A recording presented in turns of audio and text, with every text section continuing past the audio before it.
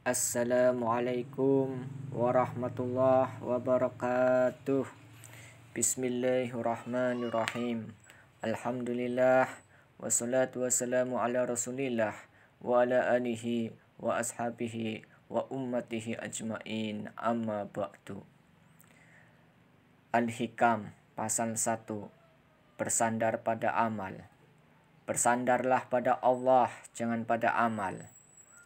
Di antara tanda-tanda orang yang senantiasa bersandar kepada amal-amalnya adalah kurangnya arroja, rasa harap kepada rahmat Allah di sisi alam yang fana. Arroja adalah istilah khusus dalam terminologi agama yang bermakna pengharapan kepada Allah Ta'ala. Pasal Al-Hikam yang pertama ini bukan ditunjukkan ketika seseorang berbuat salah, gagal atau melakukan dosa, karena arroja lebih menyifati orang-orang yang mengharapkan kedekatan dengan Allah untuk takarub. Kalimat wujudi zalal artinya segala wujud yang akan hancur, alam fana, menunjukkan seseorang yang hidup di dunia dan masih terikat oleh alam hawa nafsu dan alam syahwat. Itu semua adalah wujud al-zalal, wujud yang akan musnah. Seorang mukmin yang kuat tauhidnya, sekalipun masih hidup di dunia dan terikat pada semua wujud yang fana, namun harapannya semata kepada Allah Ta'ala. Seorang mukmin yang kuat tauhidnya, sekalipun masih hidup di dunia dan terikat pada semua wujud yang fana, namun harapannya semata kepada Allah Ta'ala. Jika kita berharap akan rahmat-Nya, maka kita tidak akan menggantungkan harapan kepada amal-amal kita, baik itu besar ataupun kecil. Dan hal yang paling mahal dalam suluk adalah hati, yaitu apa yang dicarinya dalam hidup. Dunia ini akan menguji sejauh mana kualitas roja, harap kita kepada Allah Ta'ala. Rasulullah SAW bersabda, "Tidaklah seseorang masuk surga dengan amalnya." Ditanyakan, "Sekalipun engkau wahai Rasulullah?" Beliau bersabda, "Sekalipun saya, hanya saja Allah telah memberikan rahmat kepadaku." Hadis riwayat Bukhari dan Muslim.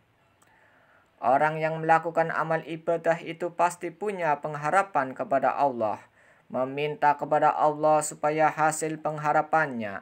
Akan tetapi jangan sampai orang beramal itu bergantung pada amalnya, karena hakikatnya yang menggerakkan amal ibadah itu Allah, sehingga apabila terjadi kesalahan seperti terlanjur melakukan maksiat atau meninggalkan ibadah rutinnya, ia merasa putus asa dan berkurang pengharapannya kepada Allah.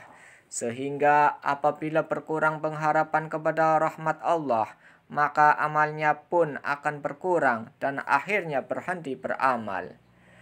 Seharusnya dalam beramal itu semua dikehendaki dan dijalankan oleh Allah, sedangkan diri kita hanya sebagai media berlakunya kudrat Allah. Kalimat La ilaha illallah, tidak ada Tuhan berarti tidak ada tempat bersandar, berlindung, berharap kecuali Allah. Tidak ada yang menghidupkan dan mematikan, tidak ada yang memberi dan menolak melainkan Allah. Pada dasarnya syariat menyuruh kita berusaha dan beramal, sedangkan hakikat syariat melarang kita menyandarkan diri pada amal dan usaha itu, supaya tetap bersandar pada karunia dan rahmat Allah Subhanahu wa Ta'ala. Apabila kita dilarang menyekutukan Allah dengan berhala, batu, kayu, pohon, kuburan, binatang dan manusia, maka janganlah menyekutukan Allah dengan kekuatan diri sendiri, seakan-akan merasa sudah cukup kuat dapat berdiri sendiri tanpa pertolongan Allah, tanpa rahmat, taufik, hidayat dan karunia Allah Subhanahu wa Ta'ala. Wallahu a'lam bishawab.